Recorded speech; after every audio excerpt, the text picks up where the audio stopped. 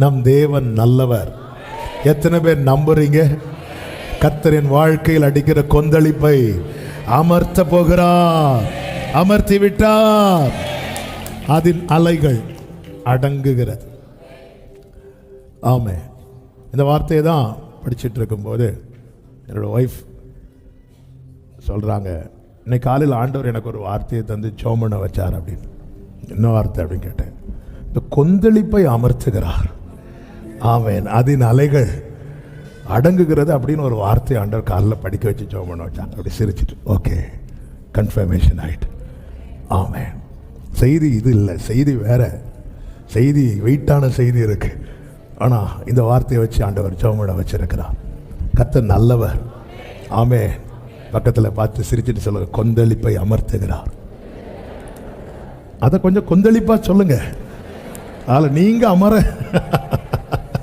ஹல்லேலூயா. ஆமென் சொல்லுங்க பார்க்கலாம். கொந்தளிப்பை கர்த்தர் அமர்த்துகிறார். அதின் அலைகள், அதின் அலைகள். ஆண்டவர் அதட்டுறாருனாலே அதுக்கு பின்னாடி சில கிருமிகள் வேலை செய்யுதுன்னு அர்த்தம். ஆமே. அவருக்கு தான் தெரியும். நமக்கு தெரிகிறது இந்த அலை, வலை, இதெல்லாம் தான் நமக்கு தெரியும். அதுக்கு பின்னாடி அது அவருக்கு தெரியும். அதனால தான் அவர் எழுந்து எனக்கு வாழ்க்கையில் ஒரு பிரச்சனை வருதுன்னா நம்ம இந்த பிரச்சனையை பார்ப்போம். அவர் இதுக்கு பின்னாடி என்ன இருக்குன்னு பார்ப்பார். இதுக்கு பின்னாடி என்ன இருக்குன்னு பார்ப்பார். இதுக்கு அதனால தான் அவர் எழுந்து, அவருடைய பார்வைக்கு மறைவாக ஒன்றுமே இல்லை. நமக்கு அது தெரியாது. நம்ம பார்க்குறத மட்டும் ஃபேஸ் பண்ண ஆண்டவரே உங்களுக்கு தெரியாதப்பா. ஸோ அதனால தான் ஒரு தேவ பிள்ளையின் வாழ்க்கையில் வருகிற நன்மையோ தீமை எதுவானாலும் சரி, அதுக்கு பின்னாடி ஒரு காரணம் இருக்கு. பின்னாடி ஆனால் தேவன் அனுமதிக்கிறது எல்லாமே நன்மைக்காக. எல்லாமே நன்மைன்னு எப்படி பார்க்கறதுக்குன்னு நமக்கு கேட்க தோணும். கண்டிப்பாக கேட்க தோணும். எல்லாம் நன்மைன்னு சொல்லலை பைபிளில், நன்மைக்கு ஏதுவாக. சில காரியங்கள், அப்பா கொடுத்த வஸ்திரத்தை சகோதரர்கள் கிழிச்சது நன்மையா? இல்லை. அது ஒரு தீமையான காரியம்தான், வேதனையான காரியம்தான். ஆனால் அது ஒரு நன்மைக்கு ஏதுவாக அமைந்தது. அப்பா விட்டு பையனை பிரிச்சதெல்லாம் நன்மையான காரியமா? இல்லை. அது ஒரு நன்மைக்கு ஏதுவாக. அப்படிதான் ஒரு தேவ பிள்ளை பார்க்கணும். இன்னைக்கு என் வாழ்க்கையில் ஒரு, அதான் தாவீது சொல்றேன்னா, நன்மைகளின் நடுவில் நடந்தாலும் சொல்லலாம், துன்பத்தின் நடுவில். சிங்கம் தாவீதை அட்டாக் பண்ண வந்தது நன்மையா? இல்லை, நன்மைக்கு ஏதுவாக. சில காரியம் எல்லாத்தையும் நன்மைன்னு பார்க்க முடியாது. ஆனால் ஒரு தேவ பிள்ளையின் வாழ்க்கையில் தேவன் நடத்துறாருன்னா அது ஒரு நன்மை. இதுக்கு பின்னாடி ஒரு நன்மையை வச்சிருக்கிறார். அதுதான் உபாகம் 8:15 அடிக்கடி நினைத்து பலப்படுகிற வார்த்தை. உங்கள் பின்னாட்களில், உன்னுடைய அந்த வசனத்தை வாசிங்க. உன்னுடைய பின்னாட்களில் உனக்கு நன்மை செய்யும் பொருட்டு உன்னை சிறுமைப்படுத்தி உன்னை சோதித்து, அடுத்த வார்த்தை தான் ரொம்ப கொடூரமா இருக்கும், கொள்ளிவாய் சர்ப்பங்களும் தேள்களும், இதெல்லாம் நன்மையாங்க. அது சர்ப்பம் வர்றது நன்மைன்னா எல்லாரும் வீட்டில் என்ன வளங்க? நம்ம பள்ளி வந்தாலே வீட்டுக்குள்ள என்ன வந்துட்டு, பள்ளி நம்மளை பார்க்க நீயே வந்துட்ட.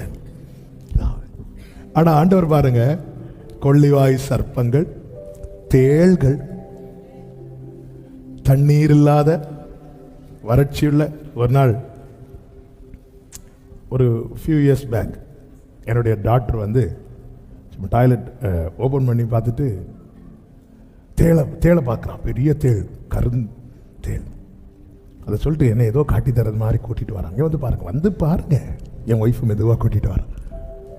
நமக்கு இதெல்லாம் அடிக்கிறதுக்கும் நமக்கும், நம்ம இங்கே அடித்தா அது வேற எங்கேயாவது இருக்கும். அது என்ன பண்ண எப்படி பார்த்தோன்னு நான் மறந்துட்டேன். எனக்கு என்னன்னா, இங்கே சொல்லப்பட்டிருக்கு கொள்ளிவாய் சர்ப்பங்களும் தேள்களும். அப்போ இது நன்மைக்குன்னு சொல்லிட்டு அதை விட முடியுமா? இல்லை. உடனே அதை அடிச்சு கொண்டாச்சு. தண்ணீர் இல்லாத வறட்சியும் உள்ள பயங்கரமான பெரிய வனாந்திர வழியாய் உன்னை அழைத்து வந்தவர். என்ன ஆண்டவரே இது, ரத்தம் கொடுத்து மீட்டேன்னு சொல்லிட்டு சிறுமைப்படுத்துறார். இந்த சிறுமைப்படுத்தப்படுதல்னால என்ன தெரியுமா? நம்ம தலை மேல நிறைய பேர் ஏறி போறாங்கன்னு அர்த்தம். எந்த இடத்துல நம்ம மட்டம் தட்டப்படுறோமோ, எந்த இடத்துல நம்ம தலைமையில மனிதர்கள் ஏறி போறாங்களோ அதான் சிறுமைப்படுத்தப்படுது. கொள்ளிவாய் சர்ப்பங்களும் தேள்களும் தண்ணீர் இல்லாத வறட்சியும் உள்ள. அப்போ ஒரு ஏரியாவில் பாம்பு இருக்கு, தேள் இருக்கு அப்படின்னு ஒரு அறிவு வந்தாலே நம்ம 10 நிமிஷத்துக்கு ஒரு வாட்டி தூக்கத்தில் எழும்புவோம். ஆமாவா இல்லையா? இப்படிதான் எனக்கு தெரிஞ்ச சில சகோதரர்கள் ஒரு நாள் ஒரு மலைக்கு போறாங்க. எல்லாம் நம்ம ஆட்கள் தான். அப்போ சொல்றாங்க, இங்கே புலி வர்றதுக்கு வாய்ப்பு. எப்போ சொல்றாங்க அப்படின்னா, அவங்க வெளியே, மலைக்கு வெளியே, ஒரு வீட்டுக்கு வெளியே எல்லாரும் பில்லெல்லாம் வச்சு படுத்துருக்கிறாங்க காட்டில். ரொம்ப இது பல வருஷத்துக்கு முன்னாடி. புலி வர்றதுக்கு வாய்ப்பு இருக்குது அப்படின்னு இவங்க படுத்துட்டாங்க. கூட போன ஒரு பெரியவர், ஒரு சகோதரர், ஒரு கையில் ஒரு கத்தி எடுத்து பக்கத்தில் வச்சுட்டு, ஏதோ புலி வந்தால் இவர் வெட்டுறது மாதிரி வச்சுட்டு, திடீர்னு நைட்டு தூங்கிட்டு இருக்கோம், 12 மணிக்கு புலி புலின்னு சொல்லிட்டு எழும்பி கையில் கத்தி எடுத்துட்டார். கூட இருக்கவங்கள பயந்து எழும்பி, எங்கே புலி? கடைசியில் பார்த்தா மரத்துலேருந்து ஒரு இலை காற்றுல பறந்து அவருக்கு முகத்தில் பட்டு விழுந்திருக்கு. உடனே எல்லாரும் சுற்றி இருந்தவரை பார்த்து, அண்ணே உங்கள் தைரியத்தை நாங்கள் பார்த்துட்டோம், இனி புலி வந்தாலும் எங்களை எழுப்பாதீங்கன்னு சொல்லி. இப்படிதான் இங்கே பாம்பு இருக்கு, இங்கே தேள் இருக்கு, இங்கே தான் ஒன்று நடத்தி கொண்டு போறாருன்னா நைட்டு டென்ட் போட்டு வீட்டில் அந்த இடத்துல படுத்து இருக்காங்க. எப்படி நிம்மதியாக தூங்க முடியும்? ஆண்டவரை என்ன ஏன் ஆண்டவரை இப்படி நடத்துறீங்க? ஃபர்ஸ்டே எழுதி வச்சுட்டா. தமிழ் பைபிளில் தான் அது முதலே இருக்கும், உன்னுடைய பின்னாட்களில். அதன் அர்த்தம் என்ன? உன் ஃபியூச்சர் என் கையில் இருக்கு. உன் ஃபியூச்சர் என் கையில் இருக்கு. ஜீசஸ்.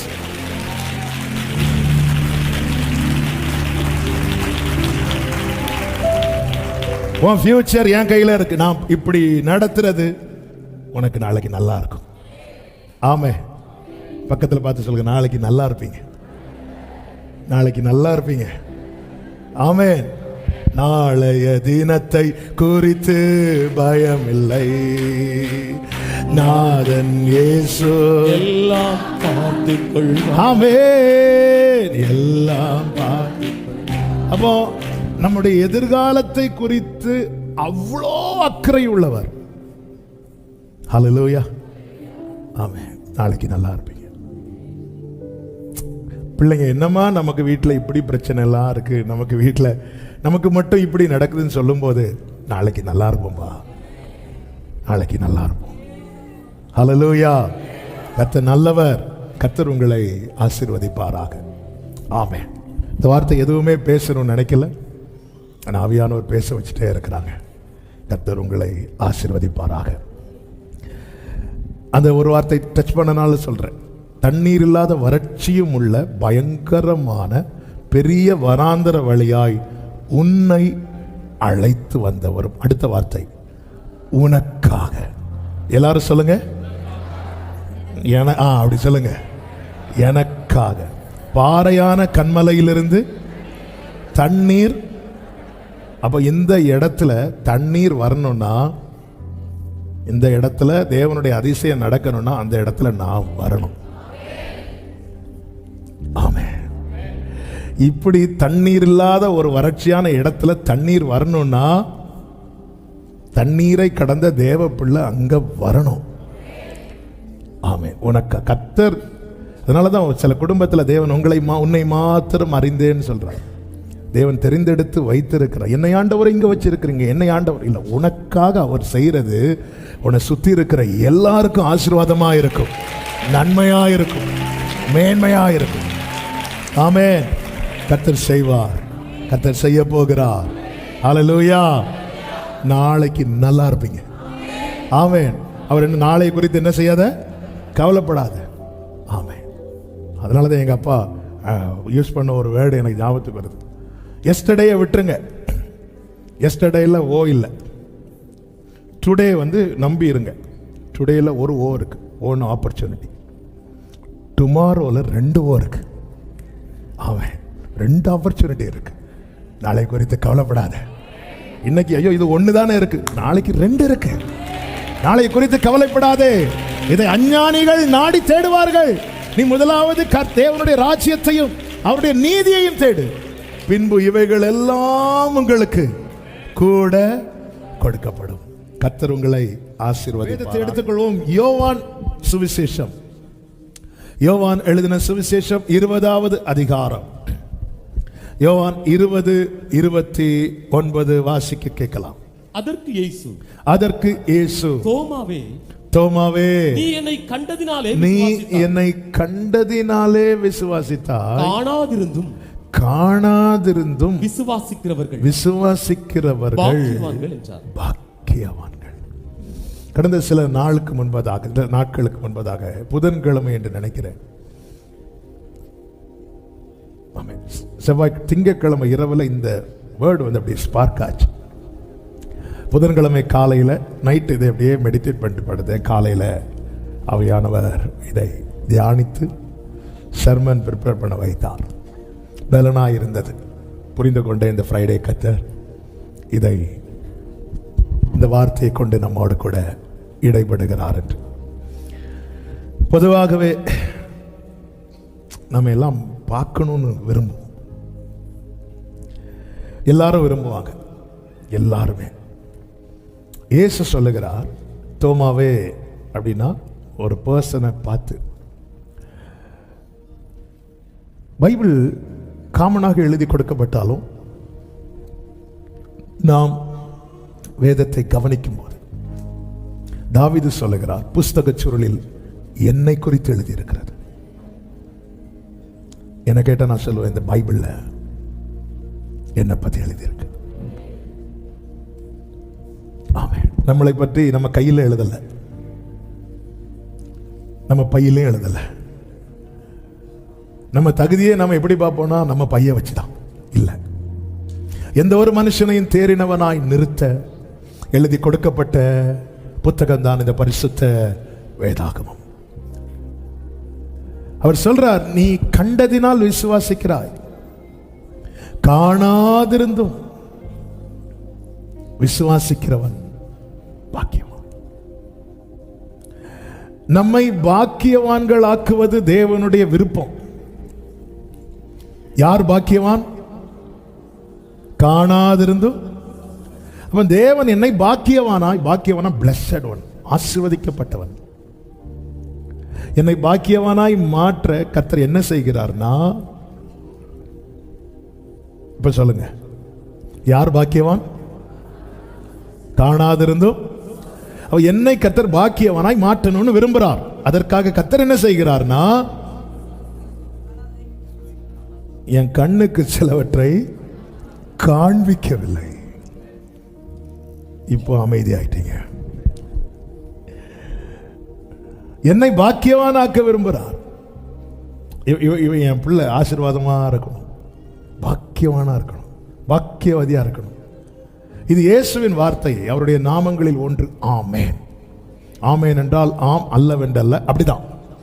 அதனால கர்த்தர் என்ன செய்கிறார்னா, என் கண்கள் எதை காண வேண்டும் என்று ஏங்குகிறதோ அவைகளை என் கண்களின் பார்வைக்கு விலக்கி, அதெல்லாம் அங்கதான் இருக்கும். ஆனா எனக்கு அது தெரியாது, என் கண்களுக்கு தெரியவில்லை. இப்போ எதிர்பார்த்துட்டே இருக்கிறார், என்னை விசுவாசிக்க வைக்கிறார். விசுவாசம் எப்படி வருகிறதா? கேள்வியினாலே. faith comes from hearing the word of God. இப்போ வேர்டு வருது, ஆனா விஷன் இல்லை.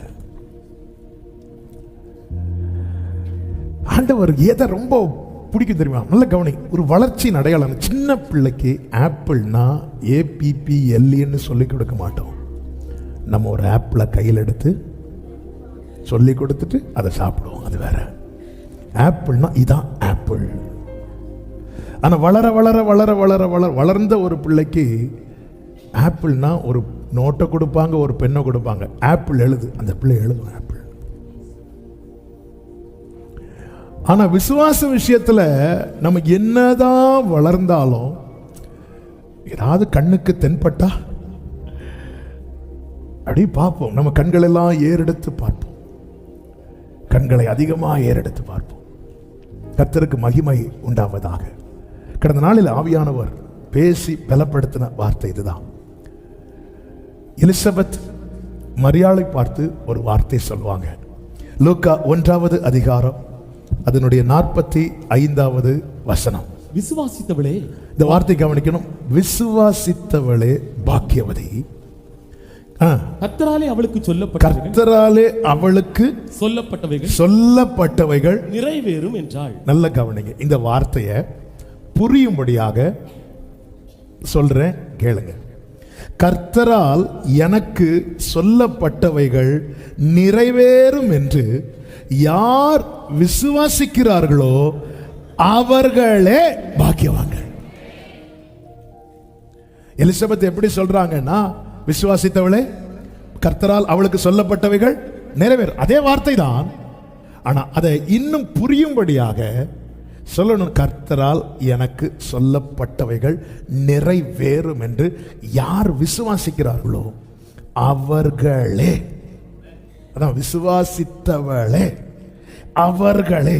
ஆபிரகாம் பாருங்கள், ரோமர் 4வது அதிகாரத்தில் இப்படி சொல்லப்பட்டிருக்கிறது. உன் சந்ததி 18வது வசனம் இவ்வளவா இருக்கும் என்று சொல்லப்பட்டபடியே. அந்த சொல்லப்பட்டபடியே இது யார் சொன்னார்னா சர்வ வல்லவர் சொல்லுகிறார். ஆனா சூழ்நிலை எப்படி இருக்கிறது என்றால் நம்புகிறதற்கு ஏது வல்லாது இருக்கிறது. ஆனா ஆபிரகாம் எதை பார்க்கிறான் என்றால் சொன்னவரையும் சொல்லப்பட்ட வார்த்தையும் அதை நம்பிக்கையோடு விசுவாசித்தான். 20 சொல்லப்பட்டிருக்கிறது, தேவனுடைய வாக்குத்தத்தத்தை குறித்து அவன் அவிசுவாசமாய் சந்தேகப்படாம. அப்ப நம்ம கேட்கலாம், அவன் சொன்னானே நான் கிழவனா இருக்கிறேன், சாராள் கிழவியா இருக்கிறான். அது தேவனுடைய வாக்குத்தத்தத்தை குறித்து அல்ல டவுட் வந்தது, அவனுடைய நிலைமையை குறித்து, அவனுடைய சூழ்நிலையை குறித்து. 21 சொல்லப்பட்டிருக்கிறது, தேவன் வாக்குத்தத்தம் பண்ணினதை நிறைவேற்ற வல்லவராய் இருக்கிறார் என்று முழு நிச்சயமாய் நம்பி தேவனை மகிமைப்படுத்தி விசுவாசத்தில் வல்லவனானான். இங்கே ஆபிரகாம் எதையும் காணவில்லை. இன்னும் சொல்ல வேண்டும் என்றால் கண்களுக்கு முன்பாக அநேக காரியங்கள் மறைக்கப்பட்டது. அவனுடைய பலவீனம் இல்லாமல் போனது. லோத்து தள்ளி போயிட்டான். கண்களுக்கு தெரிந்ததெல்லாம் எடுக்கப்பட்டதை தவிர, மறைக்கப்பட்டதை தவிர எதுவுமே காண்பிக்கவில்லை. ஆனால் வார்த்தை கொடுக்கப்பட்டது. அந்த வார்த்தையை அவன் எப்படி பார்க்கறான்? சொல்லப்பட்டபடியே எனக்கு நடக்கும், எனக்கு சொல்லப்பட்டபடியே. இதுதான் நம்ம இப்படிதான் நம்பணும். எனக்கு சொல்லிட்டாரு எப்படியாவது நடக்கும் இல்லை, சொல்லப்பட்டபடியே. வலது கரத்தை உயர்த்தி சொல்லுங்க, எனக்கு கர்த்தரால் சொல்லப்பட்டபடியே நடக்கும்.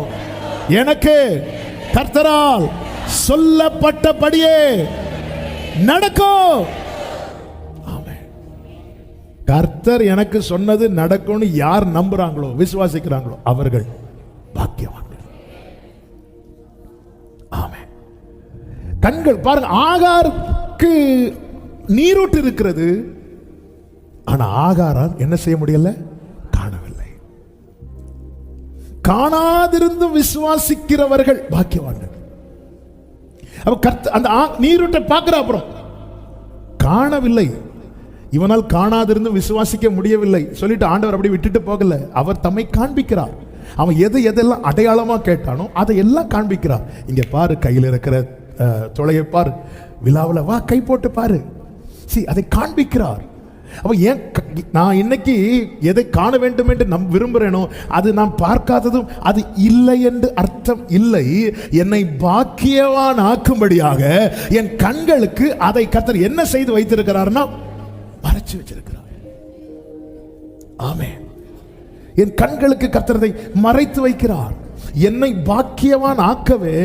ஏன்பா உனக்கு மட்டும் இது காணல, உனக்கு மட்டும் தெரியல. நம்ம என்ன சொல்லணும் தெரியுமா? தெரியல அப்படி சொல்லக்கூடாது. என்னை பாக்கியவானாக்க சிலவற்றை கர்த்தர் என் கண்களுக்கு மறைத்து வைக்கிறார். ஆமென் சொல்லுங்க பார்க்கலாம்.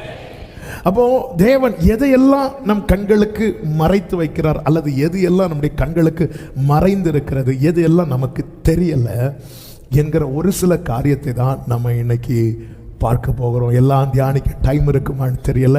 ஆவியானவர் நம்மை நடத்துவாராக. காணாதிருந்த விசுவாசிக்கிறவன் பாக்கியவான்.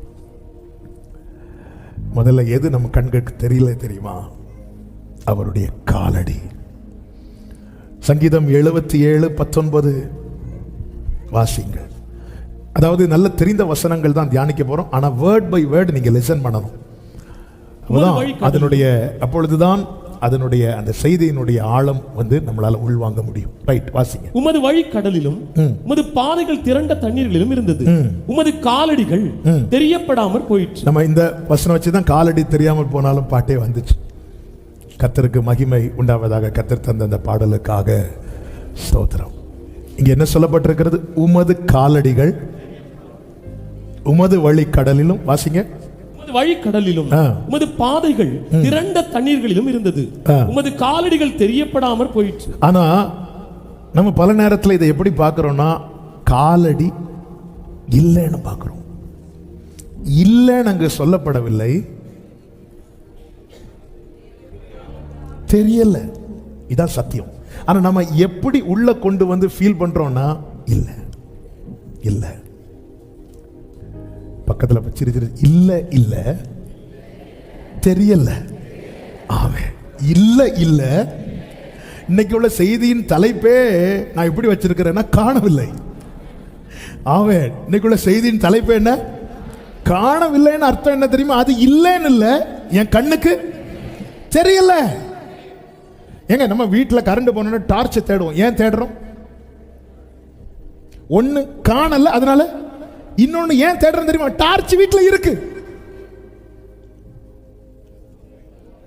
நான் சொல்றது இன்னும் புரியல நினைக்கிறேன். எங்க டார்ச்சா வீட்டில் கிடையாது, கரண்ட் போச்சு, தேடுவோமா? தேட மாட்டோம்.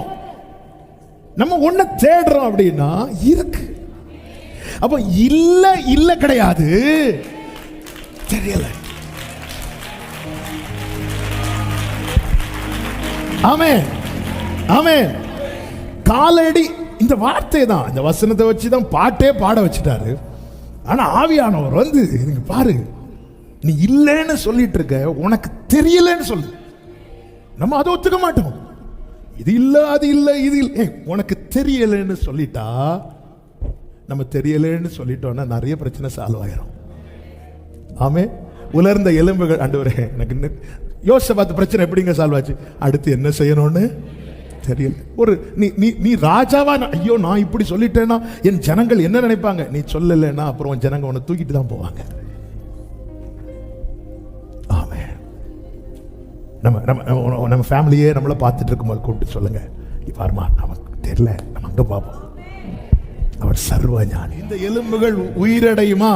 உங்களுக்கு தான் தெரியும்டா. அதன் அர்த்தம் என்ன? எனக்கு தெரியல. அங்க அவன் இல்லை என்று சொல்ல, தெரியல. ஏன் காலடி தெரியப்படாமல் போயிட்டு? அது நமக்கு தெரியணும். இந்த சம்பவம் இஸ்ரவேலர்களை சிவந்த சமுத்திர வழியாய் நடத்தி கொண்டு போன காரியத்தை சொல்லப்பட்டிருக்கிறது. யாத்திராகமம் 14வது அதிகாரத்துக்குள்ளே வாருங்கள். அங்க நீங்க கவனிச்சீங்கன்னா, சிவந்த சமுத்திரத்துக்கு முன்பாக அவங்க பாளையம் இறங்குகிறார்கள். பார்வோன் என்ன செய்கிறான் அப்படின்னா, ரதங்களோடு குதிரைகளோடு வருகிறான். பாளையம் இறங்கி இருந்த 9 கடைசியில் சொல்லப்பட்டிருக்கு, அவர்களை கிட்டினார்கள் அப்படின்னு. கிட்டினார்கள்னா நெருங்கினார்கள். இந்த விசுவாச ஓட்டத்தில் விசுவாசம் என்பது என்ன? காணப்படாதவைகளின் நிச்சயம். இதான் ஃபெய்த். அதனால ஆண்டவர் கண்களுக்கு காண்பிக்கவில்லை, இல்லை என்று அல்ல, இருக்கு, ஆனா எனக்கு தெரியல, எனக்கு தெரியல. இது ஒரு விசுவாச ஸ்டேட்மெண்ட்டுங்க. இல்லைன்னு சொல்லிட்டோன்னு வைங்களேன், அந்த இடத்துல நம்ம விசுவாசம் இல்லைன்னு அர்த்தம். இருக்கு, எனக்கு தெரியல. ஏன் உனக்கு தெரியல? என்னை பாக்கியவான் ஆக்குறார். இந்த இடத்துல பார்வோன் கிட்டின போது, இந்த இடத்துல தேவன் நம்மில் கவனிக்கிற 3 காரியங்கள் உண்டு. 1, நம் வார்த்தைகள். 2, நம்முடைய செயல்கள், நம்ம என்ன செய்யறோம், செய்ய போறோம். 3, நம்முடைய தீர்மானங்கள், நம்ம என்ன தீர்மானம் எடுக்க போறோம். அதாவது காலடி தெரியலங்கிற நிலைமை வரும்போது ஆண்டவர் நம்மில் கவனிக்கிற 3 காரியங்கள் உண்டு. நம்ம யூஸ் பண்ற வேர்ட்ஸ், நம்ம என்ன பேச போறோம், என்ன பேசுறோம். 2, நம்ம என்ன செய்யறோம். 3, நம்ம என்ன டெசிஷன் எடுக்க போறோம், என்ன தீர்மானம் எடுக்க போறோம். இந்த இஸ்ரவேல் ஜனங்கள் என்ன பேசுறாங்க அப்படின்னா, நான் வாசிக்கிறேன் 14:11. எகிப்திலே பிரேத குழிகள் இல்லை என்றா வனாந்திரத்தில் சாகும்படி எங்களை கொண்டு வந்தீர் அப்படின்னு. என்ன பேசுறாங்க? அவ்வளவுதான். அங்க இல்லைன்னா இங்க என்ன செயல்கள், அவர்களுடைய செயல்கள் என்ன அப்படின்னா, என்ன செய்யறாங்க அப்படின்னா, பார்வோன் சமீபித்து வந்தபோது 10வது வசனம், இஸ்ரவேல் புத்திரர் தங்கள் கண்களை ஏறெடுத்து யாரை பார்க்கறாங்க சொல்லுங்க? யாரை பார்க்கறாங்க? எகிப்தியரை பார்க்கறாங்க. யாரை பார்க்கணும்? கண்களை ஏறெடுத்து கர்த்தரை பார்க்கணும். எகிப்தியரை பார்க்கறாங்க. என்ன தீர்மானம் எடுக்கிறாங்க தெரியுமா? 12வது வசனத்தை பாருங்கள். நாங்கள் எகிப்திலே இருக்கும்போது நாங்கள் எகிப்தியருக்கு வேலை செய்ய எங்களை சும்மா விட்டுவிடும் என்று சொன்னோம் அல்லவா? நாங்கள் வனாந்திரத்தில் சாகிறதை பார்க்கிலும் எகிப்தியருக்கு வேலை செய்கிறது. அதன் அர்த்தம் என்னன்னா, இப்போ பார்வோன் சரி நெருங்குறான், எப்படியும் நம்மளை பிடிப்பான், நம்ம பேசாம ஆமீன் போட்டுட்டு போய் அவங்களுக்கு வேலையே பார்த்துடலாம், பழையது போலவே இருந்துடலாம். பாருங்க, ரத்தத்தால் மீட்கப்பட்டு வெளியே கொண்டு வந்து ஃபர்ஸ்ட் ஸ்டெப் எடுத்து வைக்கும் போதே வருகிற பிரச்சனை இல்லை. எதுக்கு நம்ம வெளியே வந்தோம்? எதுக்கு நம்ம ஆண்டவருக்குள்ள வந்தோம்? எதுக்கு ஆராதிக்க வந்தோம்? இதற்கு நம்ம அங்கேயே போயிடலாம். உனக்கு கொஞ்சம் பலன் இருந்து நீ என் நாமத்தை மறுதலியாதபடியா. அப்ப இந்த இடத்துல தேவன் பார்க்கிறார் நம்ம என்ன பேசுறோம். மல்கியா 3 ஆண்டவர் சொல்றார், நீங்க உங்க பேச்சு எனக்கு ரொம்ப கடினமா இருக்குது. நம்ம என்ன செய்யறோம்? இனி ஆண்டவரை பார்த்து பிரயோஜனம் இல்லை, இனி ஜெபம் பண்ணி பிரயோஜனம் இல்லை. நம்முடைய செயல்கள் மாறுகிறதா? நம்முடைய தீர்மானங்கள் என்ன? இதுக்கு அந்த லைஃபே பரவாயில்ல இல்லை. விசுவாச பாதையில நம்முடைய வார்த்தைகளை கர்த்தர் கவனிக்கிறார். நாம் எடுக்கிற தீர்மானங்களை கர்த்தர் கவனிக்கிறார். நம்முடைய செயல்களை கர்த்தர் கவனிக்கிறார். ஒரு புறம் ஜனங்கள் நாங்கள் சாகிறதுக்குன்னு பேசும்போது, இன்னொரு புறம் ஒரே ஒருவன் ஆமே, கர்த்தர் உங்களுக்காக யுத்தம் பண்ணுவார். இன்று கண்ட எகிப்தியனை இனி என்றுமே காண்பதில்லை. உறுதியா இருக்கிறான். பிரியமான கர்த்தருடைய பிள்ளைகளே, அந்த ஒருவனை கொண்டுதான் கர்த்தர் பாதையை திறக்கிறார். ஏன் காலடி தெரியப்படாம போச்சு? இதுதான் கேள்வி. அப்ப காலடி இருக்கு தெரியல, ஏன் தெரியப்படாம போச்சுன்னா 14வது அதிகாரம் அதனுடைய 19வது வசனத்தை வாசிங்க. யாத்திராகமம் 14:19. அப்பொழுது இஸ்ரவேலின் சேனைக்கு முன்னாக நடந்த நல்ல கவனிங்க. காலடி வரணும்னா என்ன செய்யணும்? நடக்கணும். யார் நடக்கிறா? தேவ தூதனானவர்னு வர்ற இடத்துல நம்முடைய கண்கள் யாரை மட்டும்தான் பார்க்கணும்னா ஜீசஸை மட்டும்தான் பார்க்கணும். யார் நடக்கிறா? நான் போன வாரத்துக்கு முந்தின வாரம் சொன்னது, வாயில பாம்பு வரவே கூடாது. சத்தமா சொல்ற. யார் நடக்கிறா? இயேசு முன்னாக நின்ற என்றல்ல, என்னை ஆவியானவர் காண்பித்து தந்த வார்த்தை இதுதான். ஏன் உனக்கு காலடி தெரியல? காலடி இருக்குன்னு சொல்றதுக்கு ரீசன் என்ன தெரியுமா? நீ அவர் மேக ஸ்தம்பத்தில் மட்டும் பார்க்கிற, ஆனா அவர் உனக்கு முன்னாக நடந்து போகிறதை நீ பார்க்க மறந்துட்ட. உங்களுக்கு என்ன ஆண்டவர், நீங்க மேகத்துல அக்கினி ஸ்தம்பத்துல ஜாலியா இருக்கிறீங்கன்னு இல்ல. என்னை தேவன் ஒரு பாதையில் நடத்துகிறார் என்றால் அந்த பாதையில் என் கால் வைப்பதற்கு முன்னதாக அவருடைய காலடி இருக்கிறது என்று நம்புறவங்க நல்ல கைகளை தட்டி glory. கவனிங்க. இரத்தத்தால் மீட்கப்பட்ட தேவச்சனமே, இந்த வார்த்தையை நான் 100% நம்புகிறேன். அது கண்ணீரின் பள்ளத்தாக்கோ, மரண இருளின் பள்ளத்தாக்கோ, உலர்ந்த எலும்புகள் நிறைந்த பள்ளத்தாக்கோ, எதுவானாலும் சரி, தேவன் என்னை ஒரு பாதையில் நடத்துகிறார் என்றால் என் கால் அதில் வைப்பதற்கு முன்னமே அவருடைய காலடி அதில் இருக்கிறது. பின்னாக திரும்பி பார்க்கிறவனுக்கு காலடி தெரியாது, முன்னாக உற்று பார்க்கிறவனுக்கு காலடி தெரியும். இஸ்ரவேல் ஜனங்கள் எகிப்திலிருந்து பலத்த கையோடு புறப்பட்டும் இத்தனை அற்புதங்களை கண்டும் அவருடைய காலடியை அவங்களால பார்க்க முடியல. ஆனால் எல்லாம் இழந்து சரீரத்தில் ஒரு டிரெஸ் கூட போட முடியாத ஒரு பரிதாபமான நிலையில் இருந்த யோபு சொல்லுகிறான் 23வது அதிகாரம் 11வது வசனத்துல, என் கால்கள் அவர் அடிகளை பற்றி பிடித்தது. உட்டு பார்க்கிறான். இந்த பாதையில் இதுக்கு முன்னாடி யாராவது நடந்திருக்கிறாங்களான்னு பார்க்கும்போது ஒரு பெரியவருடைய கால் தடம் இருப்பதை பார்க்கிறான். அவன் புரிந்து கொண்டான். அவன் நண்பர்களுடைய காலை பார்த்துருப்பான். ஒருத்தருடைய கால் சைஸ் அல்ல அது. அவன் எல்லாரும் சைடு ட்ராக்ல நிற்கிறாங்க. இந்த ட்ராக் ஏன்னா இப்படி ஒரு சோதனை யார் வாழ்க்கையில் வரவில்லை. அவன் உற்று பார்த்தபோது தான் தெரிகிறது, நான் நடக்கிற பாதையில் அவருடைய காலடியும் இருக்கிறது. இஸ்ரவேலருக்கு தெரியாம போன காலடி யோபுவுக்கு தெரிய காரணம் என்ன தெரியுமா? அவன் பிரச்சனையை உற்று பார்க்கவில்லை, அவன் பிரசனத்தை உற்று பார்க்கிறான். நடந்த தூதனானவர் முன்னாடி நடந்துட்டு இருக்கிறார். ஒரு ஆள் நடக்காம காலடி வராது. காலடி வருதுன்னு அவர் நடக்கிறார். நம்ம எதை மட்டும் பெருசா பார்க்கிறோம்? சிவந்த சமுத்திரத்தை பார்க்கிறோம். பின்னாக வருகிற பாவம். ஆண்டவரே, இந்த பாதையில் எப்படிப்பா நிற்க முடியுது? அவருடைய அடிச்சு விடல, அவருடைய காலடி. ஒரு விசை நம்மை புடமிடுகிற கர்த்தருடைய வசனம் 7 முறை புடமிடப்பட்டது என்று வேதம் சொல்லுகிறது.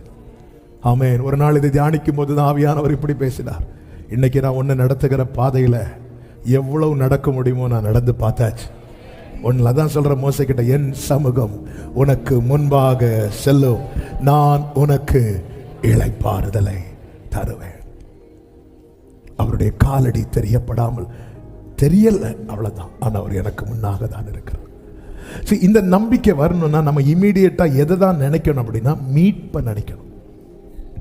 அதனாலதான் வேதம் சொல்லுகிறது, தம்முடைய சொந்த குமாரன் என்றும் பாராமல் அவரையே நமக்காய் தந்தருளினவர். அதாவது என்ன சொல்றான்? உன்னை நான் ரட்சிச்சாச்சுப்பா, இதை விட பெரிய காரியம் செய்யறதுக்கு ஒண்ணுமே இல்லை. என் ஆண்டவர் எனக்கு செய்யறது எல்லாமே பெருசு. ஆனா அவர் செய்ததிலே ரொம்ப பெருசு என்ன தெரியுமா? என்னை ரட்சித்தது. ஆமென். ரட்சித்தது பெருசா, கடனை மாத்துறது பெருசா? ரட்சித்தது தான் பெருசு. ஆமா, நம்புறீங்களா? கர்த்தர் என்னை ரட்சித்தார் நம்புறவங்க ஆமென் சொல்லுங்க. அப்போ இந்த கடனை மாற்ற மாட்டார். இப்படிதான் பார்க்கணும். அதனால பைபிள் அவருடைய கிரியைகளை அவர்கள் சீக்கிரமாய் மறந்தார்களாம். சீக்கிரம் மறந்துட்டாங்க. என்ன ரட்சித்தது எனக்கு பெருசு. அப்ப இந்த வியாதி ஈஸியா மாத்திடுவார், இந்த பிரச்சனை ஈஸியா மாத்திடுவார், இந்த போராட்டம் ஈஸியா மாத்திடுவார். நான் நோக்க வேண்டியது எங்க தெரியுமா? எனக்கு முன்பாக செல்லுகிற அவரை.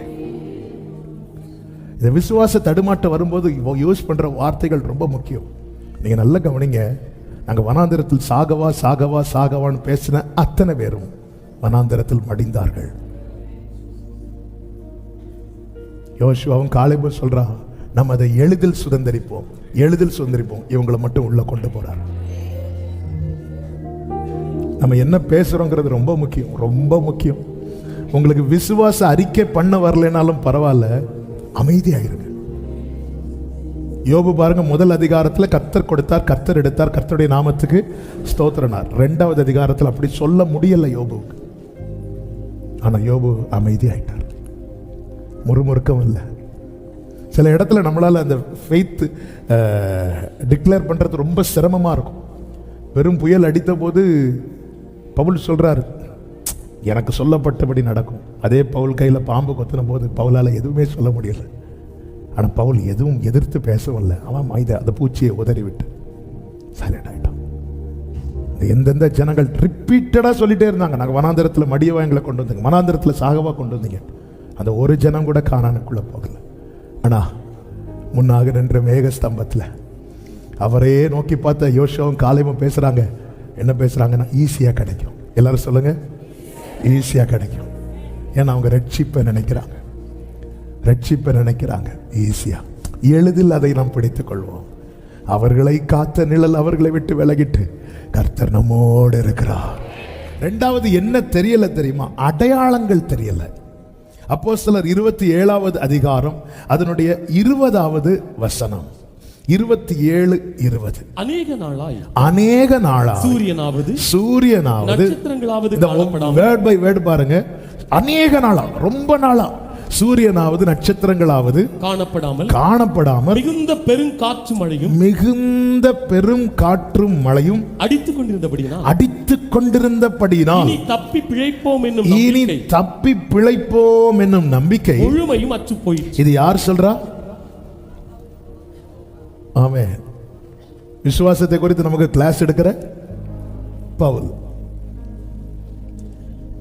பவுலுடைய விசுவாசத்தை தான் ஷேக் ஆகணும்னா ஒரு நாள் 2 நாள்லாம் இல்லை, ரொம்ப நாளாக எந்த சிம்டமும் தெரியக்கூடாது.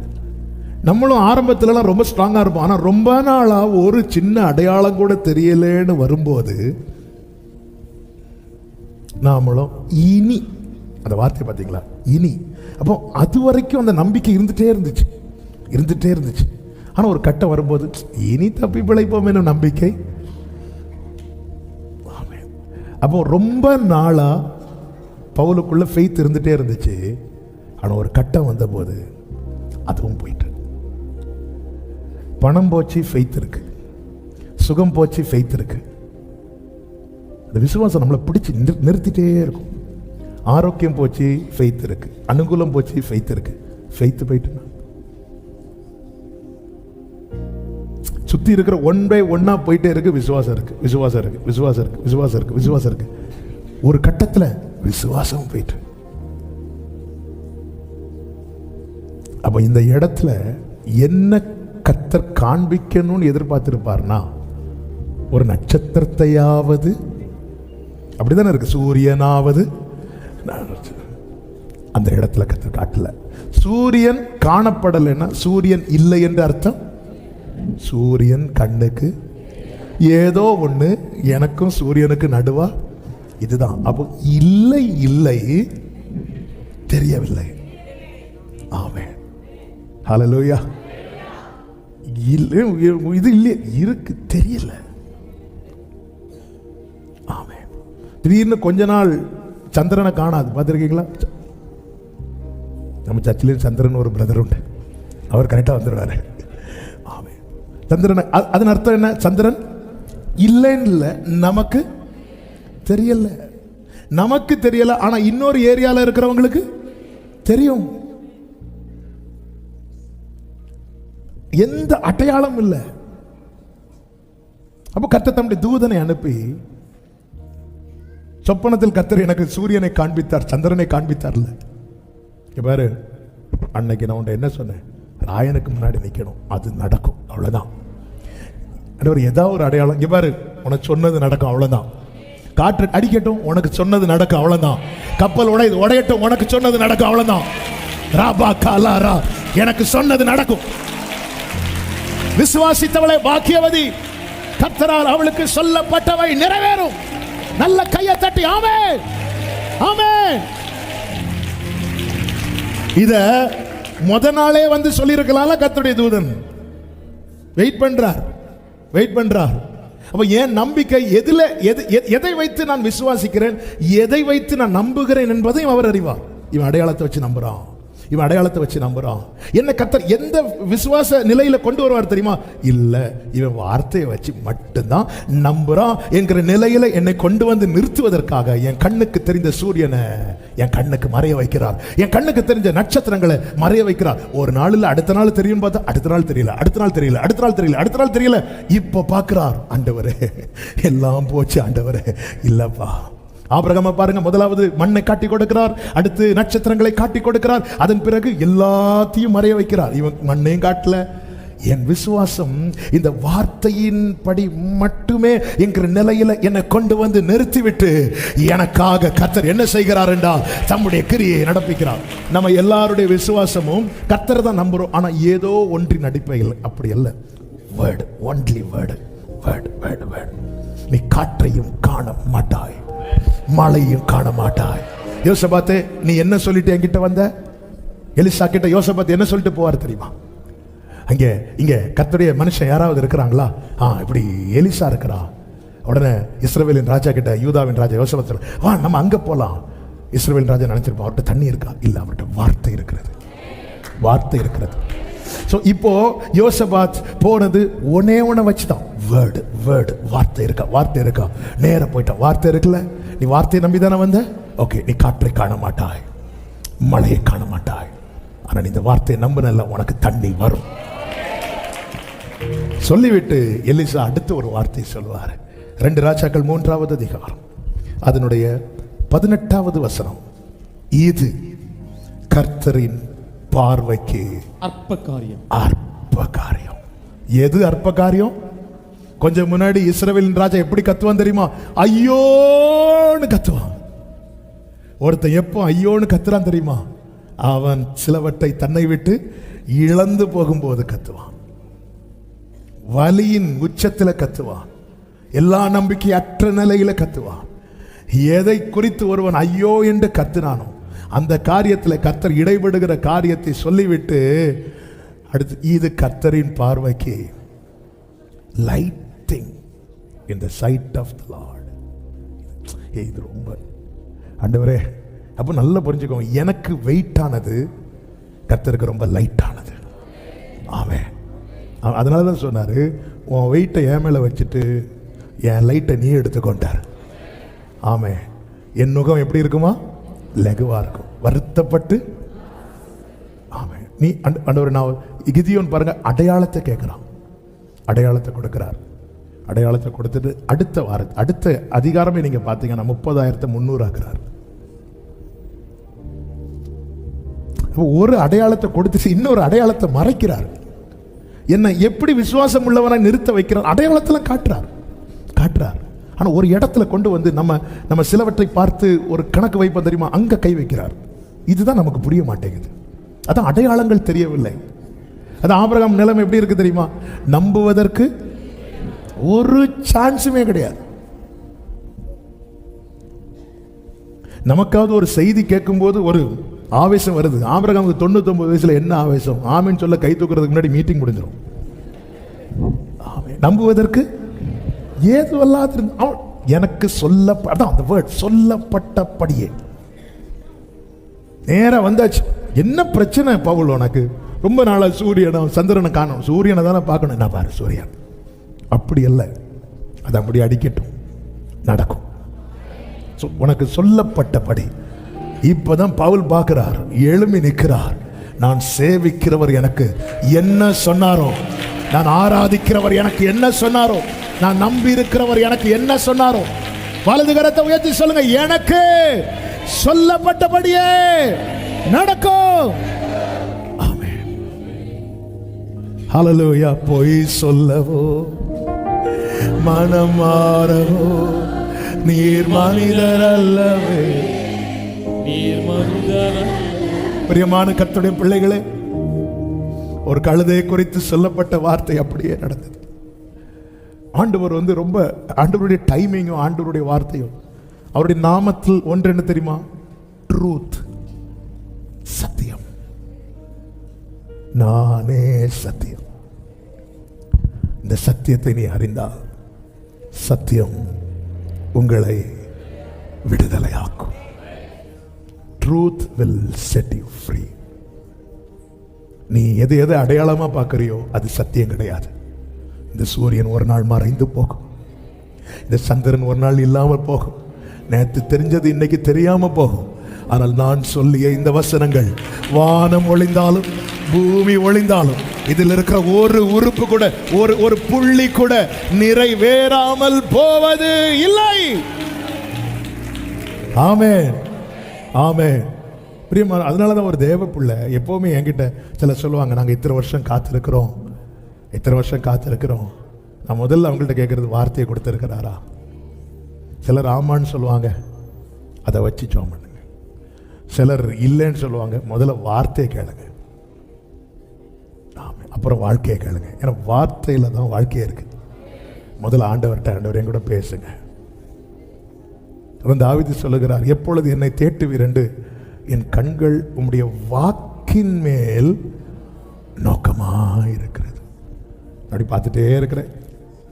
புரியும்படி சொல்லணும்னா தாவீது அப்படி பைபிள் எடுத்து படிச்சுட்டே இருப்பார். ஆண்டவரே, எனக்கு என்ன ரேமா இன்னும் வரவே இல்லையா ஆண்டவரே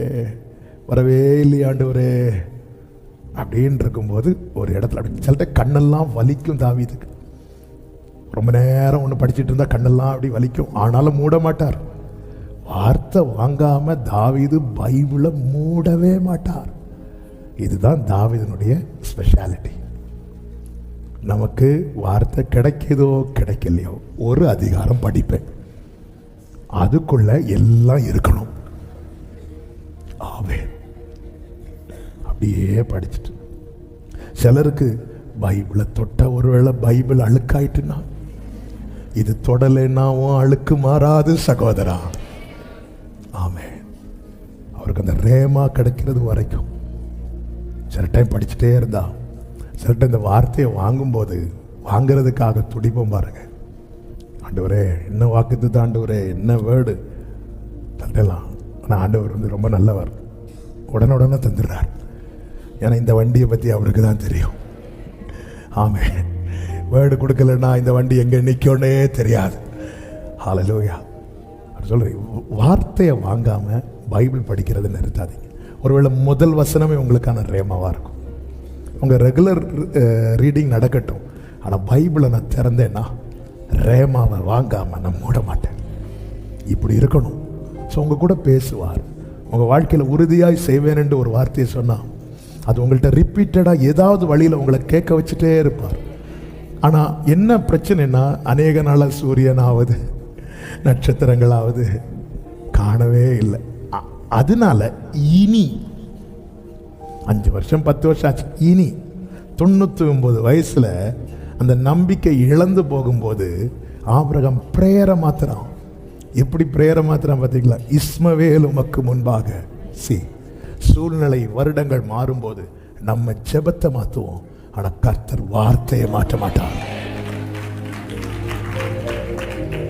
ஆண்டவர் எந்த இடத்துல நம்ம பிரேயரை மாத்திரம், அந்த இடத்துல நிச்சயமாகவே, அங்கதான் சொல்ற நிச்சயமாகவே. ஹல்லேலூயா. அடையாளங்கள் தெரியவில்லை. மூன்றாவது என்ன தெரியல அப்படின்னா, யோபு 23:8-9 வசனங்கள்.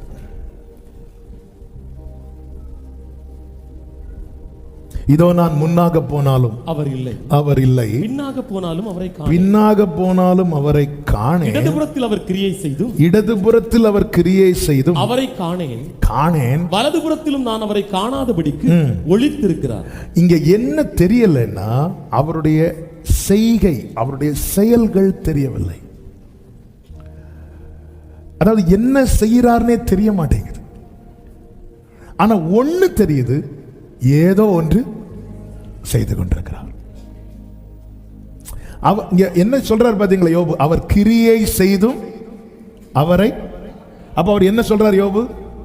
அவர் சும்மா இருக்கல, ஒன்னு செஞ்சிட்டு இருக்கிறாரு. ஆனா எனக்கு அவர் என்ன செய்யறாருன்னு தெரியல, அவருடைய செயல்கள் தெரியவில்லை. காணாமல் விசுவாசிக்கிறவர் பாக்கியவான். எனக்கு ஒண்ணு தெரியும், ஏதோ ஒன்று செய்து முடிஞ்சதுக்கு அப்புறம் கொண்டு போட்டாலும் நம்புவேன்னு சொல்ற அதே யோபு இன்னொரு இடத்துல சொல்றார், நான் நம்ப மாட்டேன். ஆண்டவர் வந்து நின்னா நான் கேட்பேன் சிலது, என்னை ஏன் ஆண்டவரை ஜெனிப்பித்தீங்க, நான் பிறந்த நாள்லாம் சபிக்கப்படுவதாக. நான் பிறந்ததும் ஒருத்தன் என் தாய்க்கு வந்து வாழ்த்து சொன்னான் தெரியுமா, அவன் மட்டும் என் கையில் கிடைச்சானா, அப்படியெல்லாம் கேட்கணும்னு தோணும். அதுக்கப்புறம் நான் என்ன பேசிட்டேன். அவருடைய செயல்களை ஒரு இடத்துல சொல்ற, அவர் என்னை சோதித்த பின்னு நான் பொன்னாக விளங்குவேன் சொல்லிட்டு 29வது அதிகாரத்தில் சொல்றாரு, அந்த முந்தினது இருந்தா இப்போ எவ்வளோ. அப்போ நமக்கு சிலது தெரியலைனாலே நம்முடைய விசுவாசம் சில இடத்துல தடுமாறும். ஆனாலும் கர்த்தரோ வென்றால். அந்த வசனத்தை வாசிங்க, யோபு 23வது அதிகாரம் 13. அவரோ வென்றால் ஒரே மனமாய் இருக்கிறார். இந்த வார்த்தை கவனி, ஒரே மனமாய் இருக்கிறார். அவரை திருப்பத்தக்கவன் யார்? அவருடைய சித்தத்தின்படி எல்லாம் செய்வார். அதாவது ஆண்டவருடைய குவாலிட்டி என்ன தெரியுமா? கவனிங்க, அவர் ஒரு செய்ய உட்காந்துட்டார்னா சுத்தி என்ன நடக்குன்னு அவர் மைண்டுக்குள்ளே கொண்டு வர மாட்டார். செஞ்சுட்டே இருப்பார். ஒரு கூனியாகிய ஸ்திரீ ஆலயத்துக்கு வரா, இயேசு பார்க்கிறா, அவளை விடுதலையாக்கணும். இந்த இடத்துல விடுதலை பண்ண பிரச்சனையாகும், ஏன்னா ஓய்வு நாள். ஏற்கனவே அவர் மேல அவ்வளோ கோபத்தில் இருக்கிறாங்க. ஆனா அவர் ஒன்று செய்யணும்னு நினைச்சிட்டார். பார்த்தீங்களா, அவர் செய்யறாரு. சுத்தி இருக்கிறோம் என்ன பேசட்டு என்ன செய்யட்டும் மைண்ட் பண்ணவே இல்லை. ஆலயத்தில் ஒரு ஓய்வு நாள் சூம்பின கை உடையவன் இருக்கிறான். சுத்தி இருக்கிறவங்க பார்த்துட்டு இருக்கிறாங்க, இவன் ஏதாவது செய்யட்டும். பிரச்சனை பண்றதுக்குன்னே இருக்கிறாங்க. அவர் மனசு வச்சுட்டார், என்ன இவன் கையை குணமாக்கணும், செஞ்சுட்டார். அவரை வென்றால் ஒரே மனதா இருக்கிறார். எரிகோவுக்கு நடந்து போயிட்டு இருக்கிறார். ஜனங்க கூட வராங்க. சகைவு மரத்து மேல உட்கார்ந்து இருக்கிறார். இந்த இடத்துல சகைவு கூட்டு வீட்டுக்கு போனா பிரச்சனை ஆயிரும். ஜனங்க தப்பா நினைப்பாங்க. மைண்ட் பண்ணவே இல்லை. சகைவே வா உன் வீட்டு நான் தங்குறேன். அவரோ என்றால் ஒரே மனதா இருக்கிறார். அவன் அந்நிய சத்தங்களை மட்டும் கேட்டு அவர் செஞ்சிருந்தா நானும் ரட்சிக்கப்பட்டிருக்க மாட்டேன், நீங்களும் ரட்சிக்கப்பட்டிருக்க மாட்டீங்க. நம்மை குறித்து நல்ல சர்டிபிகேட் கொடுக்க யாருங்க இந்த பூமியில இருக்கிறார்? ஆமே. நம்மை குறித்து குற்றப்படுத்த பிசாசானவன் வந்து நிற்கும் போது கூட கர்த்தர் அவனை கடிந்து அப்புறப்படுத்தி அக்கினி நின்று நம்மை தப்புவித்த அவருடைய மகா பெரிய அன்புக்காக ஸ்தோத்திரம். அவரோ வென்றால். இப்போ இங்க யோபு எதை கேட்க வரான் தெரியுமா? முந்தின சீர். அவர் மனசுல என்ன இருக்கு தெரியுமா? நற்சீர். உங்களை முந்தின சீரை பார்க்கலும் உங்களுக்கு நற்சீர் உண்டாக செய்வேன். அதனாலதான் யோபுவுக்கு உண்டான எல்லாவற்றையும் கர்த்தர் எப்படி கொடுக்கிறார்? இரண்டத்தனையாய். ஆமென். ஹல்லேலூயா. அவருடைய செயல்கள் நமக்கு தெரியவில்லை. நமக்கு தெரியாததும் அவர் செய்யப்படவே இல்லை என்று அர்த்தம் கிடையாது. ரூத்தை போவாஸ் அனுப்பி விட்டுட்டு அடுத்து அவர் செய்யற காரியம் என்னன்னு போவாஸுக்கு தெரியும், ரூத்துக்கு தெரியாது. ஆனால் நகோமி சொல்றாங்க, உனக்கு ஒரு கேரண்டி தரேன், அந்த மனுஷன் இந்த காரியத்தை செய்து முடிக்காம இளைப்பாற மாட்டான். நம்ம என்ன நினைக்கிறோம்? நமக்கு அவர் என்ன செய்யறாரு தெரியாததுனால நம்ம எந்த நிலைக்கு வர்றோம்னா, ஆண்டவர் எனக்கு ஒண்ணுமே செய்யல. யோபு சொல்றார், என்னை பராமரித்து என் ஆவியை காப்பாடு. எனக்கு இப்போ ஒண்ணு தெரியும். எனக்கு தெரிஞ்சது என் ஜீவனை காப்பாற்றுறார். எனக்கு தெரியாதது நிறைய செய்து கொண்டிருக்கிறார். ஆமென். நாம் எப்படிங்க இருக்கோம்? அதாவது வீட்டில் இருக்கிற பிள்ளைங்க எல்லாம் இறந்துட்டாங்க. எந்த மனுஷன் உயிர் வாழ விரும்புவோம்? எந்த மனுஷங்க விரும்புவோம்? இல்லை, ஒரு பெரிய இழப்ப குடும்பத்தில் சந்திச்சுட்டு ஒரு மனுஷன் உயிர் வாழ விரும்புவான். எங்கள் சித்தப்பாவுடைய மகா ஆக்சிடெண்ட்டில் மறித்து ஹாஸ்பிட்டலில் எங்கள் சித்தப்பா கடி எங்கள் சித்தி கடி 2 பசங்க அவங்க கார்லேருந்து வெளியே விலகினதுனால அவங்க எஸ்கேப் ஆகிட்டாங்க. என் சித்தப்பா மகா கேரளாவிலேருந்து எங்கள் வீட்டுக்கு வந்துட்டு இருக்கும்போது சுங்காங்கடையில் பல ஆண்டுகள் ஆகிவிட்டது. மகா ஸ்பாட் ஆக்சிடெண்ட்லேயே பிரெயின் டெத் ஆகிட்டு. அப்போ ஹாஸ்பிட்டலில் எங்கள் சித்தப்பா இருக்கிறாங்க. அப்போ இந்த நியூஸ் வந்து எங்கள் சித்தப்பாவுக்கு எங்கள் அப்பா சொல்லும்போது எங்கள் சித்தப்பா சொன்ன வார்த்தை எனக்கு இப்போ ஞாபகத்தில் இருக்கு. சரி, நாங்கள் எல்லாரும் அப்படியே போயிருந்தா நல்லா இருந்திருக்கோம் அப்படின்னா. இது அவன் மட்டும் போயிட்டு நாங்கள் எப்படி சர்வை பண்ண போகிறோம் தெரியல. நாங்கள் எல்லாரும் போயிருந்தா, ஏன்னா இடித்தது எல்லாரும் வந்த காரில் எல்லாரும் போயிருந்தா என்ன ஒரு மனநிலைமை. இப்படி தானங்க இருக்கும். யோபுவுக்கு அதனால தான் அவர் பிறந்த நாளை அவர் வந்து வெறுத்தார். ஆனால் அவர் மனசில் இது எல்லாம் மறக்கத்தக்க ஒரு அதிசயமான செயல் இருந்தது. இது ஆண்டவர் நமக்கு தெரியாது அவர் என்ன செய்வார். நமக்கு தெரிஞ்சது ஒன்றுதான், ஜீவனை தந்ததும் அல்லாமல் தயவும் பாராட்டி பராமரித்து ஆவியை காப்பாற்றிட்டே இருக்கிறார். நைட்டு தூங்கும் போது நம்பிக்கை இல்லை, காலையில் எழும்புவோன்னு விழிக்கும் போது ஓகே இன்னைக்கு நான் இருக்கிறேனா. இப்படி வாழ்க்கையை ஓட்டிக்கொண்டிருக்கிற சகோதரா சகோதரி, உன்னை அழைத்தவர் உண்மை உள்ளவர். உன் முந்தின சீரை பார்க்கிலும் உனக்கு நற்சீர் உண்டாகும்படிக்கு உன்னுடைய பின்னிலைமையை களிகோரும்படி ஆசீர்வதிக்க என் ஆண்டவர் போதுமானவராயிருக்கிறார். ஆமென் சொல்லுங்க பார்க்கலாம். யோவான் சுவிசேஷம் 13வது அதிகாரத்தில் ஒவ்வொரு சீஷருடைய கால்களை இயேசு கழுவும் போது பேதுரு அவரை தடுக்கிற, ஆண்டவர் இதை செய்யக்கூடாது. உடனே இயேசு அவனை பார்த்து சொன்ன வார்த்தை 7வது வசனம், யோவான் 13:7. இயேசு அவனுக்கு பிரதியுத்தரமாக, நான் செய்கிறது இன்னதென்று இப்பொழுது நீ அறியாய், இனிமேல் அறிவாய். கைகளை உயர்த்தி ஆமென் சொல்லுங்க பார்க்கலாம். அவர் செய்யவே இல்லைன்னு கிடையாது சகோதரி, அவர் ஒண்ணுமே செய்யலன்னு கிடையாது சகோதரா. நமக்கு தெரியல ஆனா அவர் செய்கிறார். நீதிமொழிகள் 25:2 சொல்லப்பட்டிருக்கிறது, காரியத்தை மறைப்பது தேவனுக்கு மேன்மை. அடுத்த வார்த்தை, காரியத்தை கண்டுபிடிப்பதோ என்றல்ல, ஆராய்வதோ. நீ அதை ஆராய்ந்து பார். எப்படி ஆராய்ந்து பார்க்கணும்? பூர்வ நாட்களை நினைக்கணும், முற்பிதாக்களுக்கு செய்ததை நினைக்கணும். காரியத்தை அவர் மறைச்சு வச்சுதான் செய்வார். உபாகம் 29:29 முதல் பகுதியில் சொல்லப்பட்டிருக்கிறது, மறைவானவைகள் நம்முடைய தேவனாகிய கர்த்தருக்கே உரியவைகள். அதன் அர்த்தம் என்ன? நீ ஒண்ணு மறைச்சிடாத அவர்கிட்ட. ஆமென். நம்ம நிறைய மறைப்போம் அவர்கிட்ட. நீ யாரு? நான் ஏசா வந்திருக்கிறேன். இங்க வா. உன் பேர் என்ன? ஆண்டவரே யாக்கோபு. சத்தமா சொல்லு. சத்தமா சொன்ன கேட்டுரும். யாக்கோபு. ஆமென். அவர்கிட்ட நம்ம மறைக்க கூடாது. ஆனா அவர் சிலவற்றை மறைத்து வைக்க காரணம் உண்டு. அதில் ஒரு காரணம் என்ன தெரியுமா? நமக்கு விளங்காது. ஏன்னா ஆண்டவருடைய வார்த்தையே எப்படிப்பட்டதாம்? நீ அறியாததும். அங்கேயே ஆஃப் ஆயாச்சு. ரைட். ஆனா நான் என்ன பண்ணுறது? அதை நம்பணும். அதை நம்பணும். உன் சந்ததி கடற்கரை மணலத்தனையா இருக்குன்னு சொன்னா நான் என்ன செய்யணும்? நம்பணும். உன் வானத்து நட்சத்திரத்தை போல உன் சந்ததியை பெருக பண்ணுவேன்னு சொன்னா நான் என்ன செய்யணும்? நீ காற்றையும் காண மாட்டாய், மழையும் காண மாட்டாய், ஆனா தேவையான தண்ணீர் உண்டாகுன்னு சொன்னா நான் என்ன செய்யணும்? நம்பணும். காற்று வந்தாதான் ஆண்டவர் எனக்காக ஏதோ செய்யறார் நான் நம்புவேன். இல்ல, காற்று வராது. ஆனா நீ நம்பணும், அவர் ஏதோ ஒன்று செய்யறார். ஏதோ ஒன்று செய்யறார். சிமியோனை யோசேப்பு சகோதரர்களுக்கு முன்பாக கட்டுவித்தான். ஆனா இது அவங்க கண்களுக்கு முன்னாக நடக்குது. ஆனா அவங்களுக்கு கண்களுக்கு தெரியாத ஒரு காரியத்தை யோசேப்பு செய்கிறான். என்ன தெரியுமா? அவங்கவங்க சாக்குல அவங்கவங்க கொண்டு வந்த பணத்தையும் கட்டி வைக்கிறான். நமக்கு கண்ணுக்கு தெரிஞ்சதுன்னு ஃபுல்லா வேதனை. கண்ணுக்கு தெரியாத ஒரு புதையலை கர்த்தர் வைத்திருக்கிறார். புதையலை வைத்திருக்கிறார். அன்னைக்கு அதை பார்த்து புலம்புனாங்க.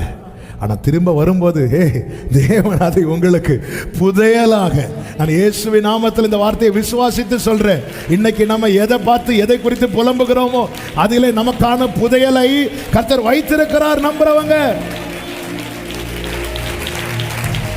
ஆமென். நாலாவதாக நமக்கு என்ன தெரியல தெரியுமா? அவர் நமக்கு ஆயத்தம் பண்ணின நன்மை. சங்கீதம் 31:19 இப்படி சொல்லப்பட்டிருக்கிறது. 31:19 உமக்கு பயந்தவர்களுக்கும் மனுபுத்திரருக்கு முன்பாக உம்மை நம்புகிறவர்களுக்கும் நீர் உண்டு பண்ணி வைத்திருக்கிற உம்முடைய நன்மை எவ்வளவு பெரிதாயிருக்கிறது, எவ்வளவு பெரிதாயிருக்கிறது. ஏசாயா 64:4 என்ன சொல்லப்பட்டிருக்கிறது? தேவனே, உமக்கு காத்திருக்கிறவர்களுக்கு நீர் செய்பவைகளை நீரே அல்லாமல் உலக தோற்றம் முதற்கொண்டு ஒருவரும் கேட்டதும் இல்லை, செவியால் உணர்ந்ததும் இல்லை. அதன் அர்த்தம் தூதனுக்கு கூட தெரியாது அவர் எனக்கு என்ன செய்ய போறார். அவர் சமூகத்தில் இருக்கிற தூதர்களுக்கு அவர் எனக்கு என்ன செய்ய போகிறார்னு தெரியாதுன்னா அவரால் தள்ளப்பட்ட சாத்தானுக்கு எப்படி தெரியும்? ஆமே. அவர் சமூகத்திலிருந்து ஆராதிக்கிற தூதர்களுக்கு அவர் எனக்கு என்ன செய்ய போகிறார் என்று தெரியலைன்னா அவர் சமூகத்திலிருந்து தள்ளப்பட்ட சாத்தானுக்கு அவர் செய்ய போகிறது எப்படி தெரியும்? ஆமே. இன்னைக்கு தெரியாது. அவன் இன்னைக்கு இருக்கிற நிலைமையை வைத்து நிறைய சொல்லி நம்மளை டிஸ்கரேஜ் பண்ணுவான். அநேகரை அதற்காய் பயன்படுத்துவான். சவுல் தாவீதை பார்த்து சொல்றான், நபாருபா, அவன் சின்ன வயசுல இருந்த யுத்த வீரன், உனக்கு அது பழக்கம் கிடையாது. சகோதரன் வந்து சொல்லுகிறான், நீ அகங்காரம் உள்ளவன், உன்னை யார் இங்க வர சொன்னா? பலரை வைத்து பல விதங்களிலே பேசி டிஸ்கரேஜ் பண்ணும்போது ஒரு தேவ பிள்ளை புரிந்து கொள்ளணும், என் ஆண்டவர் சத்துருக்களுக்கு முன்பாய் நிறுத்துறார்னா அங்க எனக்கு ஒரு பந்தியை ஆயத்தப்படுத்தி வைத்திருக்கிறார். ஹல்லேலூயா. அதனாலதான் 27 சங்கீதம் 13 தாவீது இப்படி சொல்லுகிறார், நானோ ஜீவனுள்ள தேசத்திலே கர்த்தருடைய நன்மையை காண்பேன் என்று விசுவாசியாம இருந்திருந்தா கெட்டு போயிருப்பேன். நம்மை கெட பண்ணுகிறதும் கெடாமல் பாதுகாக்கிறது நமக்குள்ளே தேவன் துவக்கின விசுவாசம். ஒரு வார்த்தையை நம்பி பயணிக்கிற சகோதரா சகோதரி, ஒரு கட்டத்தில் என் நம்பிக்கை போச்சுன்னா, அதனாலதான் ஆண்டவர் ரிப்பீட்டடா வார்த்தையை மட்டும் தரார். சூரியன் தெரியல உண்மைதான், சந்திரன் காணல உண்மைதான், வார்த்தை வந்துட்டே இருக்கா, வார்த்தை வந்து கொண்டே இருக்கிறதா, கர்த்தர் கிருபையாய் அதை வாய்க்க பண்ணுவார். 2 வாரத்துக்கு முன்னாக இப்படிதானே சொல்லி ஆண்டவர் ஜெபிக்க முடிக்க வைத்தார். சகரியாவுக்கு வயசாயிட்டுன்னு அர்த்தம் என்ன? இனி அடுத்த காரியத்தை பார்த்துட்டு போகணும், அவ்வளோதான். ஊழியத்தை நிறைவேற்றி வீட்டுக்கு வரணும், இதுதான் சகரியாவுடைய வேலை. ஆனால் அந்த டைமில் தான் கர்த்தர் தூதனை அனுப்பி சொல்றார், பயப்படாதே, உன் வேண்டுதல் கேட்கப்பட்டது. அதன் அர்த்தம் என்ன? இந்த பூமியிலே நாம் காண வேண்டியவைகளை நம் கண் அடைவதற்கு முன்பதாக கர்த்தர் காண்பித்து தருவார்.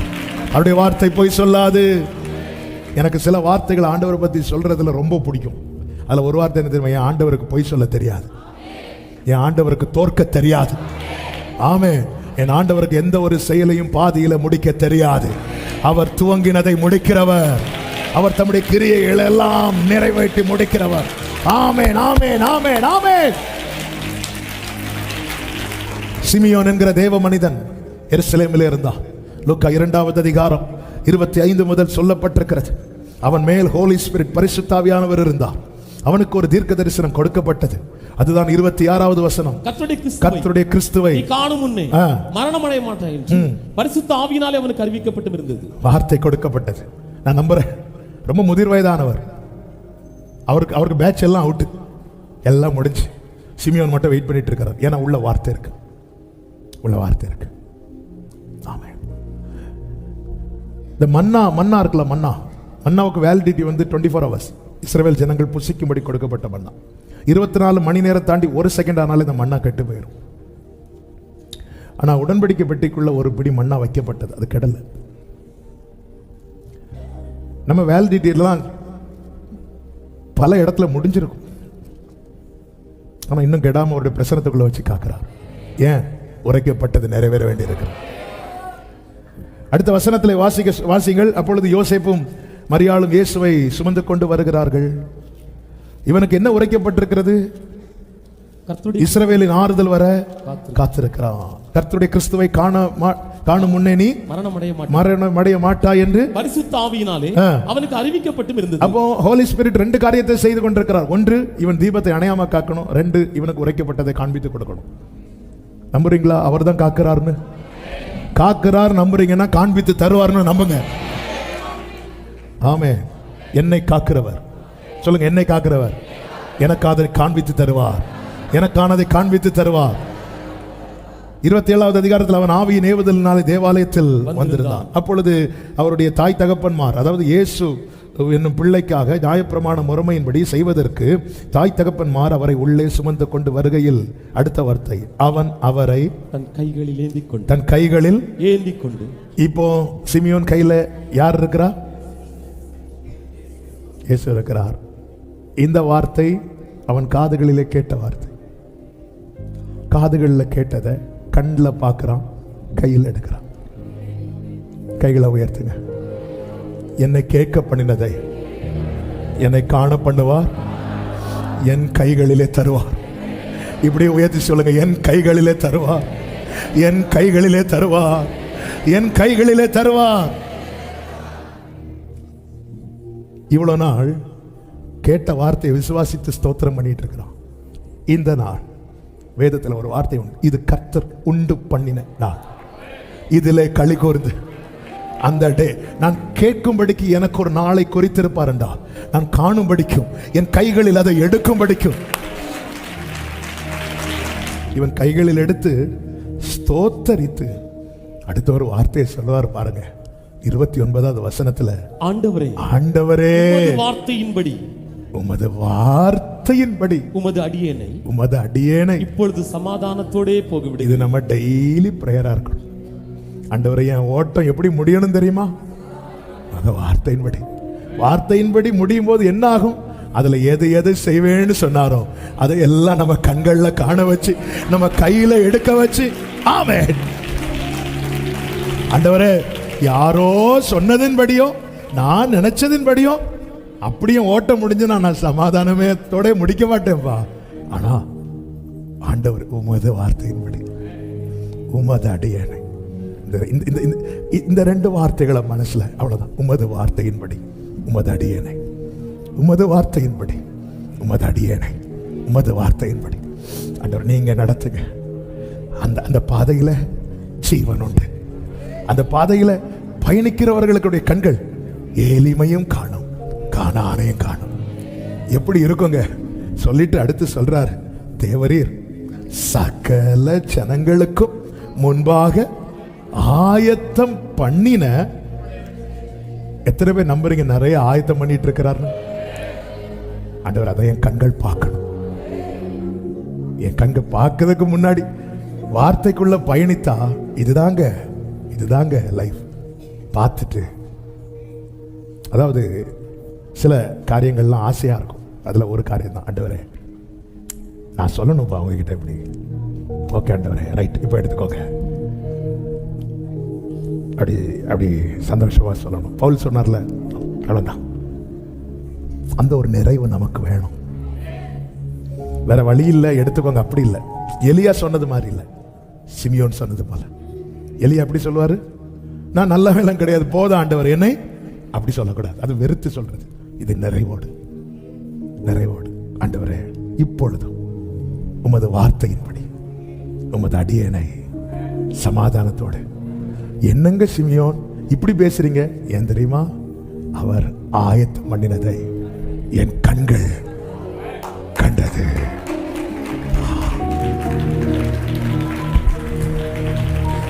ஹல்லேலூயா. இன்னைக்கு ஆண்டவர் சொல்றார், காணாதிருந்தும் விசுவாசிக்கிறவர்கள் பாக்கியவான். என்ன வார்த்தையை தந்தீங்களோ அந்த வார்த்தையின்படி என்னை நடத்துங்க, அந்த வார்த்தையின்படி என்னை நடத்துங்க. உம்முடைய இரட்சணியத்தை என் கண்கள் கண்டது.